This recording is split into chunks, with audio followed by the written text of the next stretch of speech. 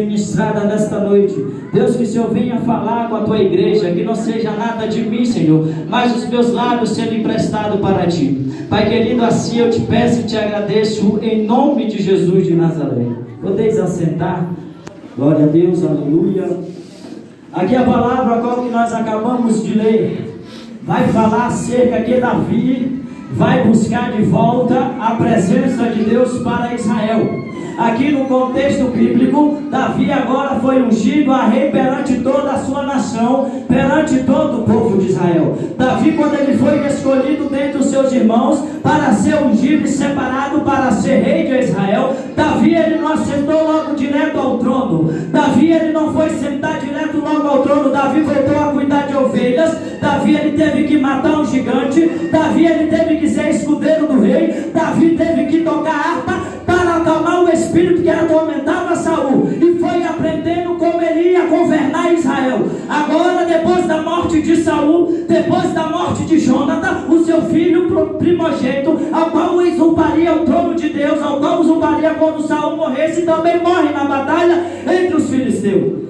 E dentro dessa batalha, o povo de Israel se desespera, porque a presença de Deus não está mais perante a eles. A presença de Deus não estava mais com eles. Se você for ler na lei mosaica do Antigo Testamento e Êxodo, quando Deus diz para Moisés fazer a arca da aliança, ele disse: olha Moisés, vai ser a minha presença. Você vai escolher a melhor madeira, você vai unir ela toda de ouro, e ali vai estar a presença de Deus. E toda vez que você for guerrear, a presença tem que ser levada junto com vocês. Sem presença nós não é nada. Sem presença nós não chega a lugar nenhum. Sem presença não tem culto. Sem presença não tem adoração. Sem presença não tem pregação. Você pode falar a noite todinha aqui, mas se não tiver a presença de Deus, nada vai acontecer. Davi era um homem segundo o coração de Deus. No contexto 6 de 2 Samuel, Davi ainda não tinha pecado. Davi ainda não tinha caído em adultério com Batseba.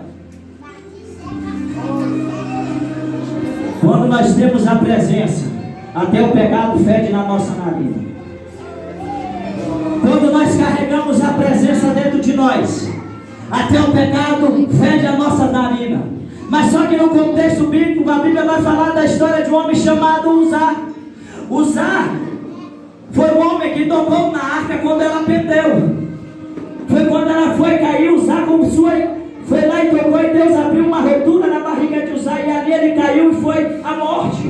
Davi ficou desesperado agora. Como é que eu vou levar a presença de volta para a casa de Israel? Como é que eu vou levar a presença? Ei, a presença tem que ser carregada da maneira correta. A presença tem que ser carregada do jeito certo. A presença não é de qualquer maneira. A presença tem que ser carregada com ordem e decência. Só que Davi, quando ele foi rei, ele não preparou um banquete logo de cara, não. Davi ele não fez logo uma melhor festa. Rapaz, eu fui ungido, agora eu sou rei de Israel. Davi se preocupou em trazer a presença, porque sem a presença o povo andava desconcertado. Sem a presença o povo não andava na linha. Sem a presença o povo não queria saber de Deus. Sem a presença o povo estava no pecado. Davi disse: agora eu vou buscar a presença. Eu vou trazer ela de volta da maneira correta. Porque da maneira que Davi carregou a arca da aliança, não era a maneira correta. Pela lei de Moisés, pela lei dos levitas, a presença tinha que ser carregada no ombro. E quando era carregada no ombro, os levitas sentiam o peso da presença, sentiam a unção. O povo de Israel vestia, o povo de Israel ia avante, o povo de Israel crescia. Se você não tiver a presença, você não chega a lugar nenhum. Se você não tiver a presença, você não vai para lugar nenhum. Não vai chegar nem na mansão celestial. Tem que ter presença. Tem que ter presença.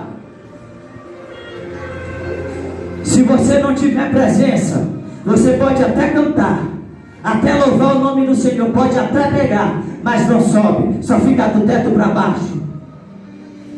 E Davi ele se preocupou, porque a arca estava na casa de Abinadab. Era um homem daquele tempo, um homem que servia o povo de Deus, um homem que era israelita. Mas só que quando a arca da aliança cai, que Uzá morre, a arca vai para a casa de Obed-edom. Se você for no contexto bíblico, a casa de Obed-edom era uma casa onde não prosperava nada, era onde começava algo, lá na frente não chegava. Mas deixa eu te dizer, quando a presença chega dentro da casa, tudo muda, tudo fica diferente, o brilho do Espírito Santo chega.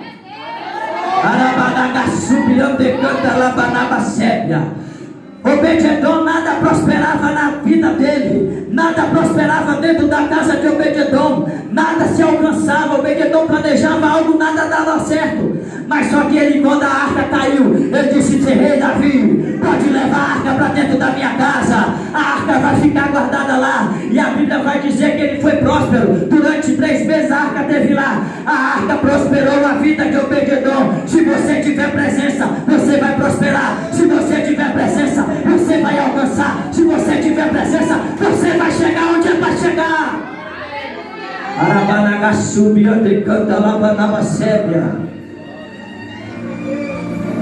Quando eu estava meditando nessa palavra, lendo o contexto bíblico, irmãos, a gente é tão incrédulo com a palavra de Deus, que às vezes Deus dá a bênção, a vitória, a gente não quer saber dela, só quer saber da bênção, mas do dono da bênção ninguém quer saber. Davi, quando ele foi ungido perante os seus irmãos, era o menor da casa, era o desprezado. Mas sabe que assim mesmo ele continuou servindo ao pai, honrando ali, ó, cuidando das ovelhas, cuidando do rebanho. Aí quando surgiu uma oportunidade para Davi ir lá para o rei Saul, Davi ficou com medo, mas só que Deus estava preparando o caminho para Davi. Deus estava preparando o caminho para ele. Só que mais na frente, no contexto da trajetória da Arca da Aliança, agora quando Davi vai trazer a Arca da Aliança, correto? Ele foi pedir oração para o sumo sacerdote. Ele foi buscar a presença realmente. Ele foi saber como era que trazia a presença direito para a casa de Israel. E só que quando eles traziam a presença, eles caminhavam, paravam, se abaixavam e sacrificava o cordeiro, e sacrificava o boi. Aí a Bíblia vai dizer que quando Davi entrou em Jerusalém, Davi começou a bailar, e lá da janela sua esposa Mical viu, dizendo: você está pagando mico, rapaz, você é rei de Israel.